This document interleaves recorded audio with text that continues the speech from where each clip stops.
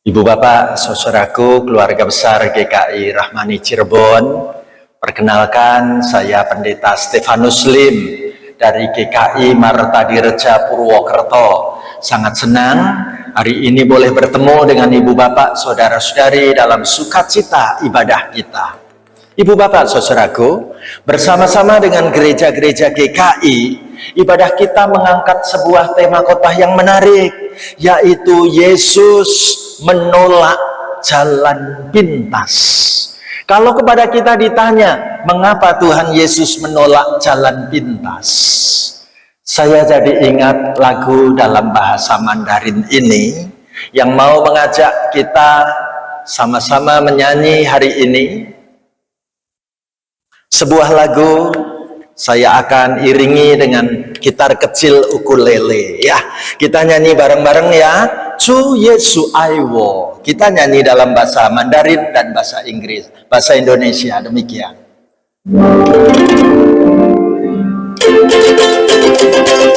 Chu Yesu Aiwo. Chu Yesu Aini. Chu Yesu Aida。圣经告诉我，主耶稣爱我，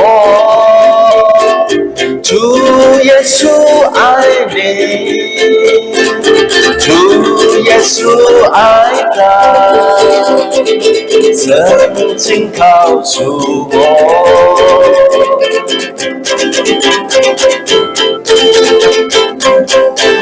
Yesus cinta saya, Yesus cinta kamu, Yesus cinta semuanya, firman-Nya digenapi. Yesus cinta saya, Yesus cinta kamu, Yesus cinta semuanya, firman-Nya digenapi.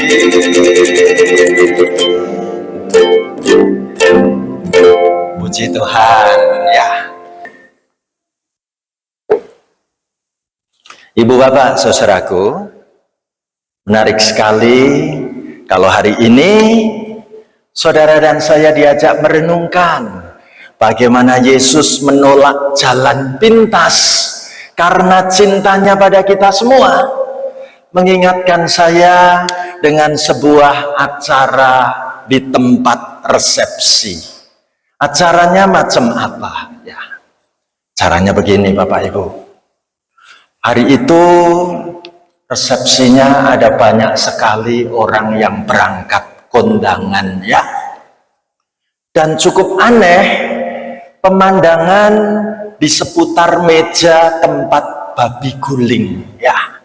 Menarik sekali, di situ ada babi guling ya. Antreannya panjang banget nih. Tapi herannya kok nggak bergerak.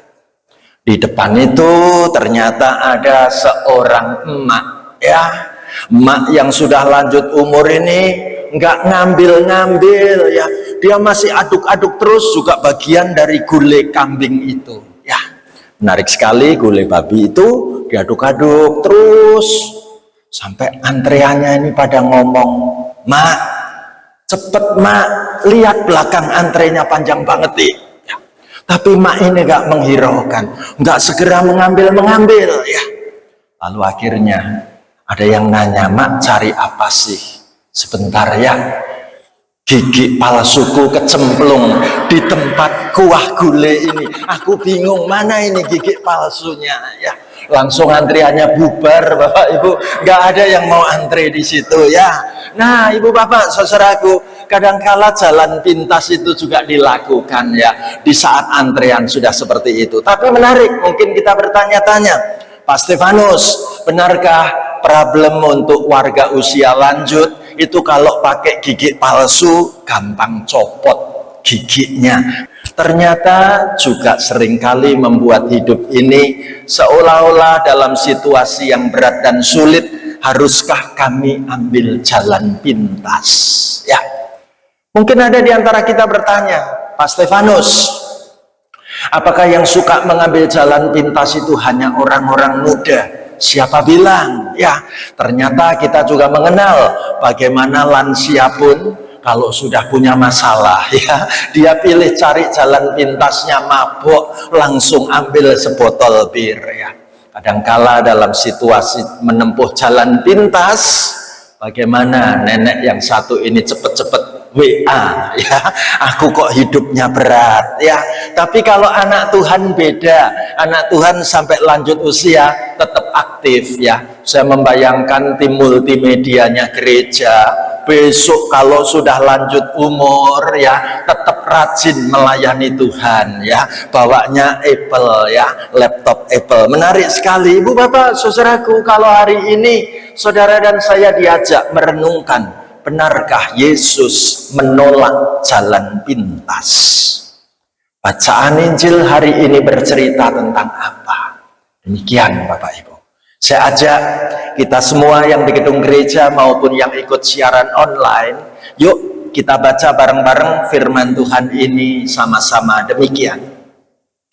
Pada waktu itu datanglah beberapa orang Farisi dan berkata kepada Yesus, "Pergilah, tinggalkanlah tempat ini karena Herodes hendak membunuh engkau." Ibu bapak saudaraku, Alkitab menceritakan bagaimana dalam perjalanan pelayanan Tuhan Yesus saat-saat itu mendadak ada datang orang-orang Farisi. Apakah mereka punya maksud yang baik? Memang menginformasikan fakta realita bahwa Raja Herodes sedang mencari-cari engkau untuk membunuh engkau, atau itu hanya sebuah ungkapan hati untuk meneror secara psikis? Ibu bapak saudaraku, menarik sekali ketika para penafsir kitab suci perjanjian baru melihat dua hal ini adalah dua kemungkinan yang kita sama-sama nggak tahu. Bisa saja orang-orang Farisi yang membenci Tuhan Yesus karena merasa tersaingi saat mengajar orang banyak, memberi kabar teror secara psikis. Bagaimana engkau harus segera pergi meninggalkan kota ini karena Herodes hendak membunuh engkau. Atau para penafsir juga mengatakan mungkin kabar ini benar, realita, fakta, bahwa Herodes merasa tidak suka dengan kehadiran Yesus. Ibu bapak saudaraku, apapun yang saat itu terjadi, informasi ini adalah informasi yang tidak mengenakkan hati, ya. Karena Tuhan Yesus diminta segera pergi, tinggalkan kota ini segera, karena Herodes hendak membunuh engkau. Bapak Ibu saudaraku, membayangkan dan membandingkan peristiwa psikis yang dialami Tuhan Yesus. Coba kita bayangkan, selama ini jangan-jangan kita pun sadar atau tidak, seringkali memperkatakan hal-hal yang buruk terhadap diri kita sendiri. Misalnya, hidupku ini kok penuh masalah, ya. Hidupku kayaknya nggak akan pernah berhasil loh. Sakitku kayaknya nggak bakal sembuh. Keluargaku hancur berantakan nih. Aku ini orang bodoh. Aku ini miskin, mana bisa hidup enak. Masa depanku sepertinya bakal suram.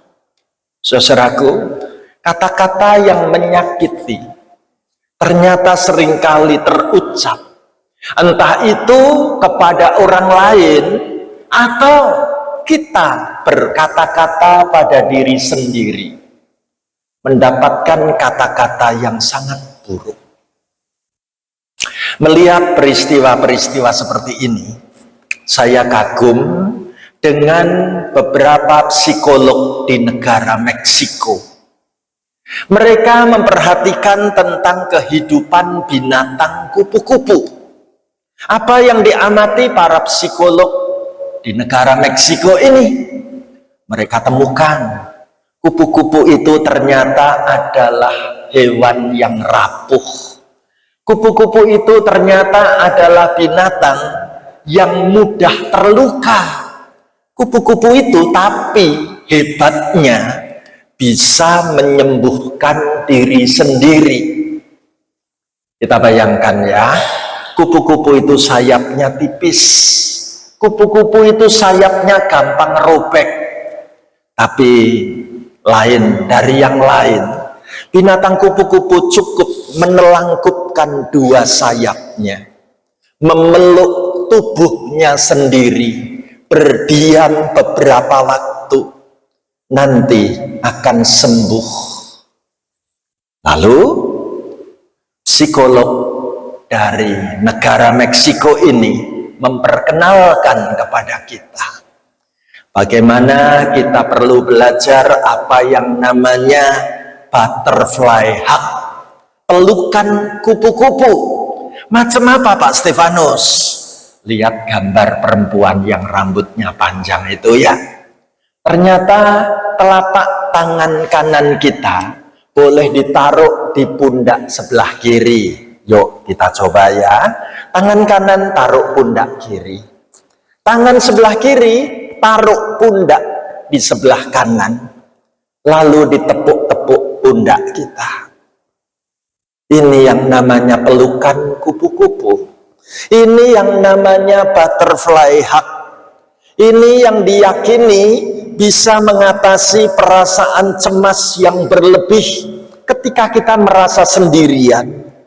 Ini yang bisa menyalurkan emosi-emosi negatif yang bergejolak dalam tubuh kita.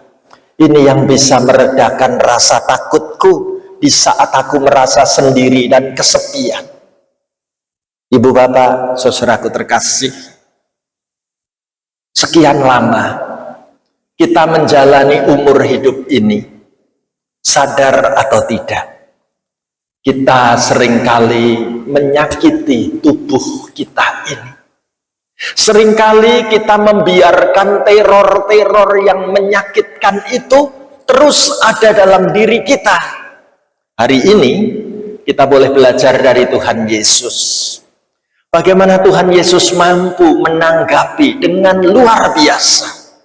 Ibu bapak, ayo kita peluk diri kita sekali lagi sambil menepuk-nepuk pundak kita.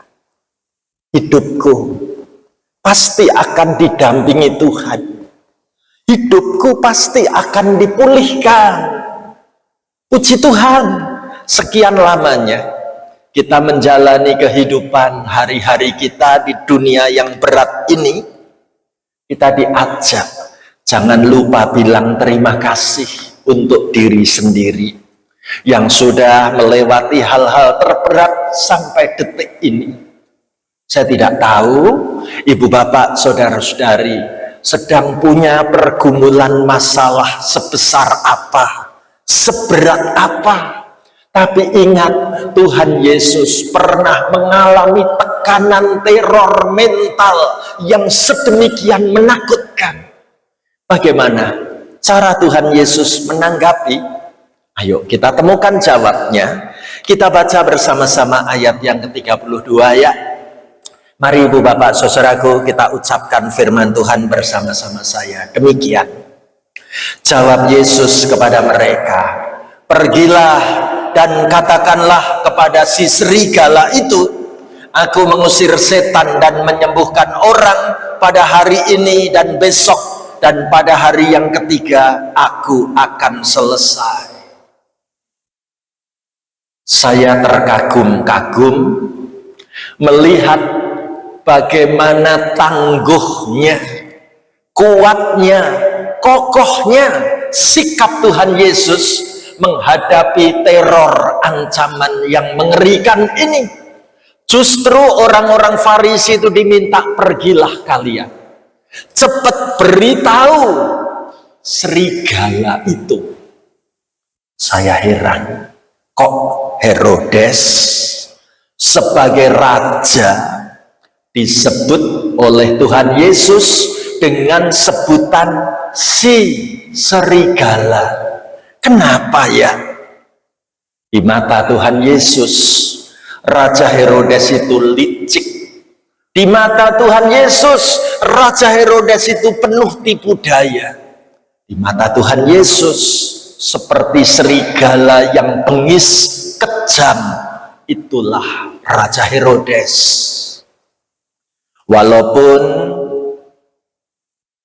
gelar Raja Herodes itu tetap melekat, namun keturunan Raja Herodes itu berganti-ganti ya. Kita ingat waktu kelahiran Tuhan Yesus, Herodes dengan kejam memerintahkan, bunuh bayi-bayi di bawah 2 tahun karena aku takut disaingi. Kita juga boleh melihat bagaimana Raja Herodes dengan kejam memenggal kepala Yohanes Pembaptis. Ya, Ibu Bapak, saudaraku, ada banyak catatan-catatan tentang liciknya dan bengisnya Raja Herodes. Tapi yang menarik, Tuhan Yesus menyebut Herodes itu serigala. Begitu saya membaca bagaimana Tuhan Yesus memberi sebutan, julukan, panggilan untuk Herodes itu serigala, saya jadi ingat firman Tuhan yang Tuhan Yesus pernah ajarkan kepada para murid. Matius 10 ayat 16. Yuk kita baca bareng-bareng ya. Lihat, aku mengutus kamu seperti domba ke tengah-tengah serigala. Sebab itu hendaklah kamu cerdik seperti ular dan tulus seperti merpati. Ibu Bapak, saudaraku, sampai hari ini di dunia zaman sekarang kita juga bisa menjumpai ada orang-orang yang persis kelakuan sifat wataknya kayak serigala. Entah itu orang biasa, entah itu pejabat seperti Herodes. Tapi menarik, Tuhan Yesus pernah memberitahu kepada para muridnya, engkau adalah kawanan domba, tapi aku mengutusmu memang bertemu dengan kawanan serigala. Ya, jadi yang penting cerdiklah seperti ular dan tulus seperti merpati. Bicara bagaimana Tuhan Yesus menggunakan perumpamaan tentang ular dan tentang merpati, kita sama-sama tahu tahun 2025 ini disebut sebagai tahun ular. Ya, mungkin di antara kita berkata, apa ya yang aku mengerti tentang tahun ular ya? Bukankah ular itu menurut kitab Kejadian bicara tentang bagaimana ular menyebabkan manusia jatuh dalam dosa? Berarti apakah tahun ular ini tahun yang mengerikan, yang bisa membuat hidup keluargaku jatuh dalam dosa?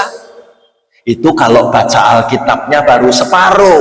Kalau kita membaca Alkitab dalam Perjanjian Baru, ternyata Tuhan Yesus justru mengajarkan, cerdiklah seperti ular. Contohlah kehidupan di dunia ini dengan cerdik. Indah sekali pesan Tuhan di tahun ular. Apapun yang sedang terjadi dalam hari-hari hidupmu sekarang, jangan gentar. Ya, mengapa begitu? Seorang hamba Tuhan menulis kata-kata yang keren.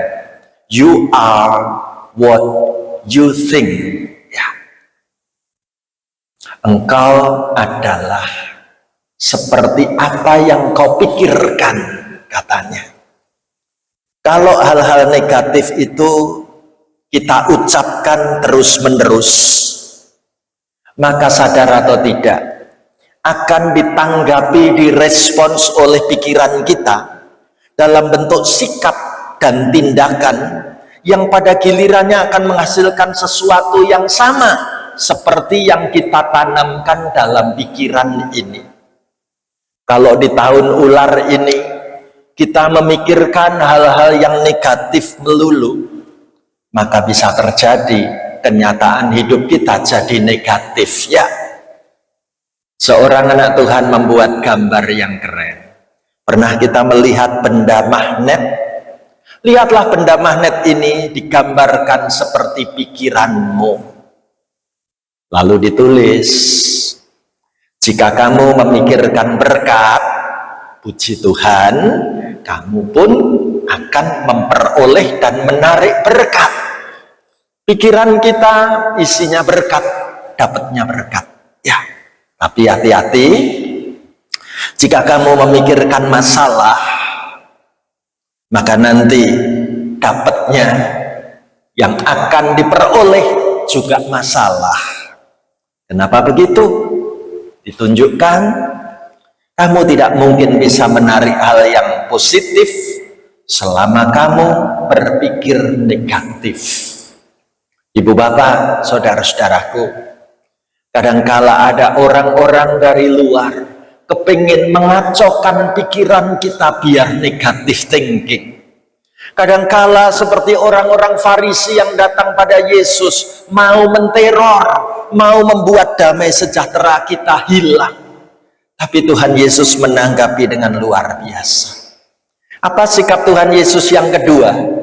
Mari kita baca bareng-bareng Lukas 13 ayat 33 ya. Kita ucapkan sama-sama demikian. Tetapi hari ini dan besok dan lusa, aku harus meneruskan perjalananku, sebab tidaklah semestinya seorang nabi dibunuh kalau tidak di Yerusalem. Ibu bapak, saudaraku, dengan tegas Tuhan Yesus katakan, aku harus meneruskan perjalananku ke Yerusalem. Dan kita tahu Tuhan Yesus ternyata sama sekali tidak gentar, tidak goyah, tidak panik, tidak cemas.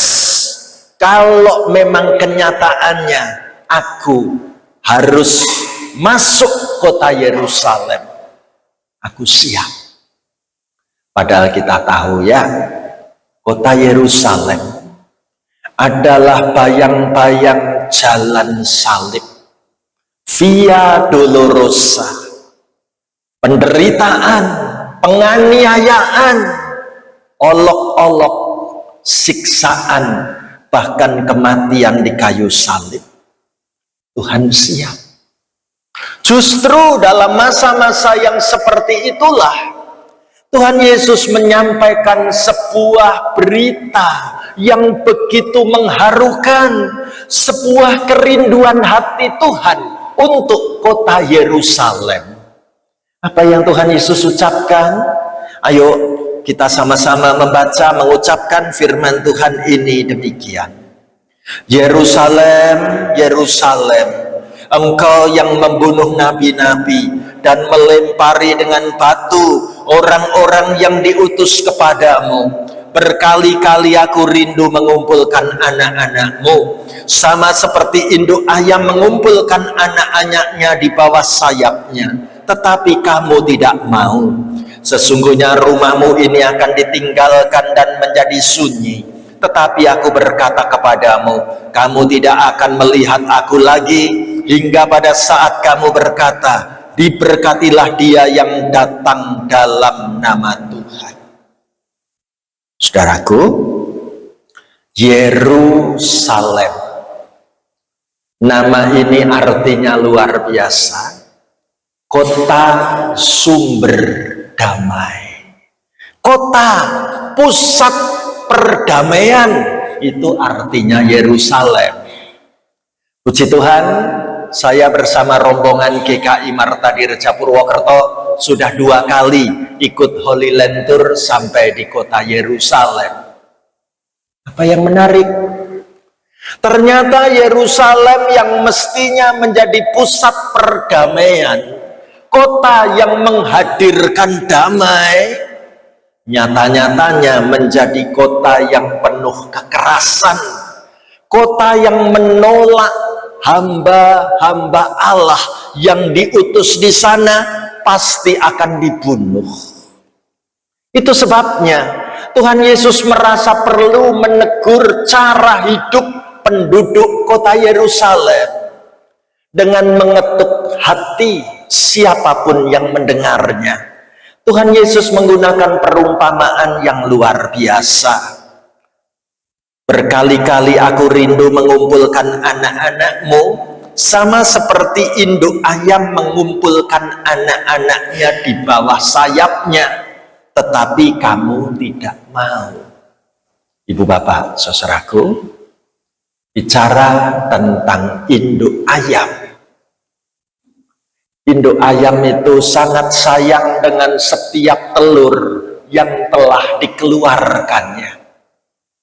Induk ayam ini perhatian sekali dengan setiap telur itu dierami sama rata, sama hangatnya, gak ada dibeda-bedakan. Harapan sang induk ayam sama. Bagaimana setiap telur ini akan menetas saat ada di dalam eramanku, dan bagaimana induk ayam yang penuh cinta pasti ingin mengumpulkan anak-anaknya yang kecil-kecil itu biar dipanggil-panggil, mendekat, berlindung di bawah sayap sang induk ayam ini. Tanda cinta, tanda sayang. Bagaimana sang induk ayam betul-betul ingin melindungi anak-anaknya yang masih kecil. Ibu bapak saudaraku, begitu juga panggilan Tuhan Yesus untuk hidup kita semua. Kita bisa bayangkan ketika Tuhan Yesus berkata kepada kita semua, GKI Rahmani, berkali-kali aku rindu mengumpulkan engkau di bawah kepakan sayapku. Sebuah undangan yang indah sekali. Kata-kata Tuhan, undangan yang mengharukan sekali. Maukah aku mengajak hidupku dan seisi keluargaku datang kepada Tuhan? Aku mau melangkah dengan pasti. Aku siap berlindung pada Tuhan. Dan perubahan ini diawali dari diriku lebih dahulu. Aku harus berubah. Aku mau bahwa seisi keluargaku boleh datang berlindung di bawah sayap Tuhanku. Seperti anak-anak ayam berlindung pada induknya. Coba hari ini kita fokus. Berapa banyak anggota keluarga kita yang sedang tercecer, tersisih dari naungan sayap anugerah Tuhan, yang sudah tidak lagi mau berangkat ke gereja, yang akhir-akhir ini sudah jarang mau berdoa, yang hidupnya makin menjauh dari Tuhan. Firman Tuhan ini ditujukan juga buat keluarga kita. Coba kita fokus, mau sampai kapan anggota keluarga kita biarkan tersisih dari anugerah keselamatan dari Tuhan ini? Mau sampai kapan aku membiarkan keluargaku makin lari jauh dari Tuhan? Saudaraku, pasti di antara kita mengatakan, Pak Stefanus, anggota keluargaku ini kan sedang punya masalah, makanya dia memilih jauh dari gereja. Tepatkah? Setiap orang pasti punya pergumulan. Tiap orang punya masalah. Tiap orang punya beban hidup yang berbeda-beda. Tapi kalau aku lari dari Tuhan, berarti hidup ini sedang lari dari kenyataan, memilih jalan pintas. Tuhan kita memberi contoh teladan, menghadapi bahaya risiko sebesar apapun. Ternyata Tuhan sanggup dan bersedia menjadi contoh teladan buat kita semua, bahwa yang namanya masalah bukan untuk ditinggal pergi, yang namanya persoalan bukan ditinggal kabur, tetapi bersama Tuhan aku aman seperti anak-anak ayam dilindungi induknya. Ibu bapak saudaraku, mungkin kita bertanya-tanya, Pak Stefanus, apakah ada contoh bukti bagaimana anak Tuhan itu meniru Tuhan Yesus, tidak menempuh jalan pintas, tapi menghadapi dengan iman yang teguh?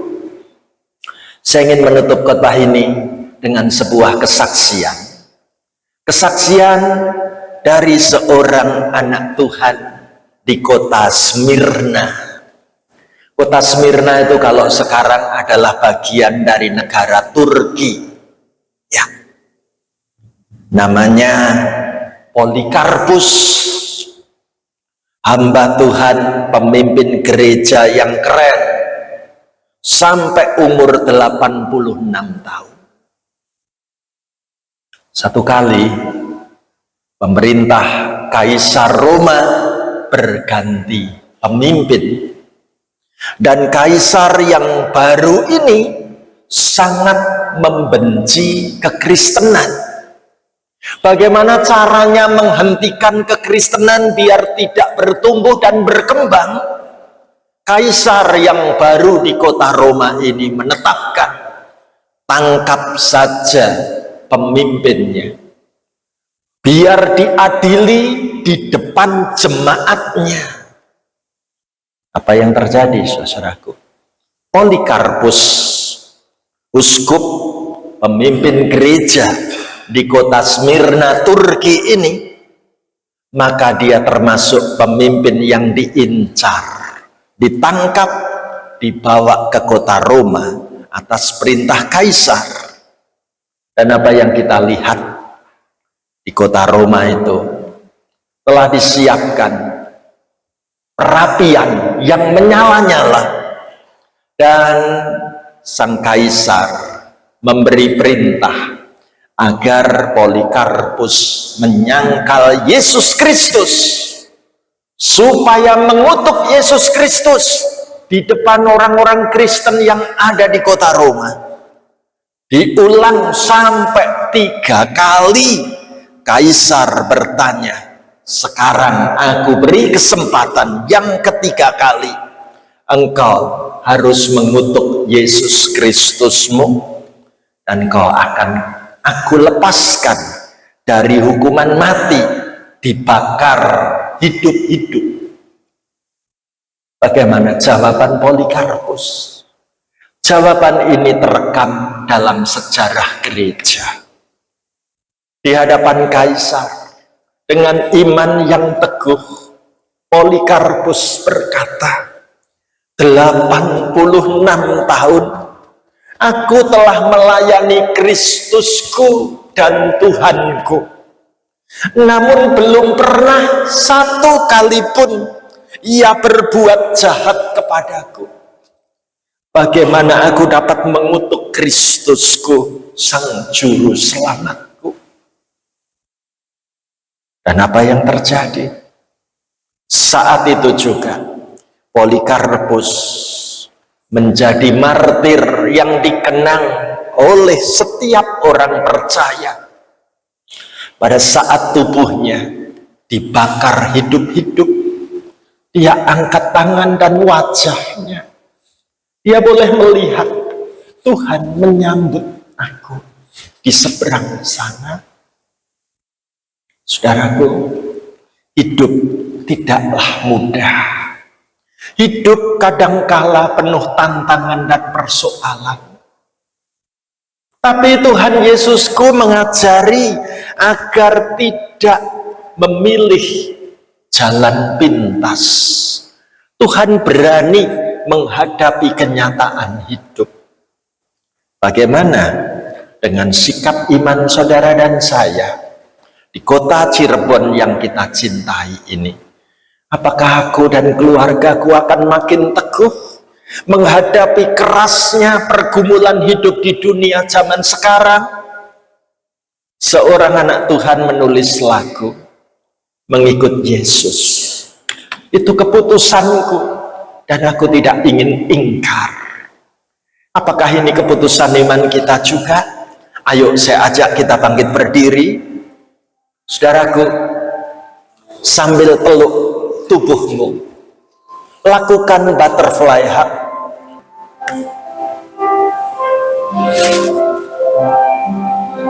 Saudaraku, tepuk-tepuklah pundakmu.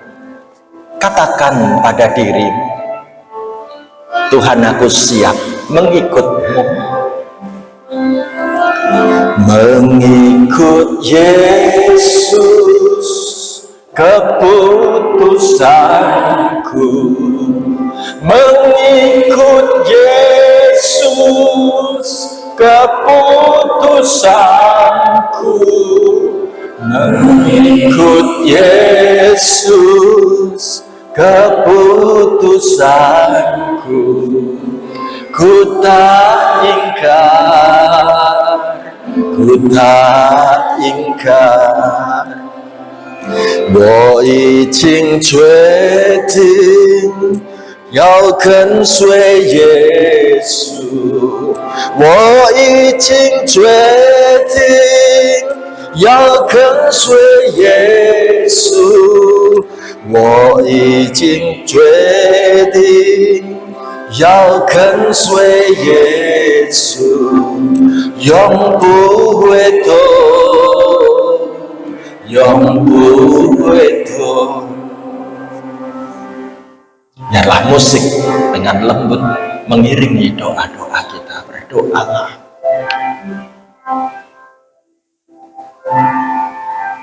Saudaraku, beban pergumulan hidup seperti apa yang sedang kau alami di tengah keluargamu saat ini? Bawa dalam doa. Katakan pada Tuhan,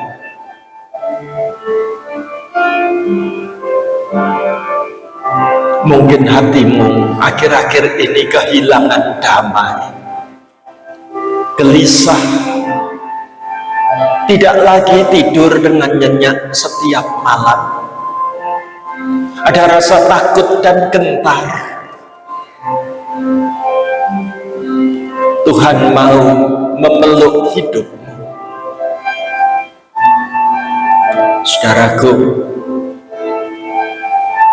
mungkin kau teringat anggota keluargamu yang sekian lama ini mulai menjauh dari Tuhan. Taruh tanganmu di dadamu, sebut namanya, panggil namanya. Tuhan rindu mengumpulkan kembali seperti induk ayam mengumpulkan anak-anaknya.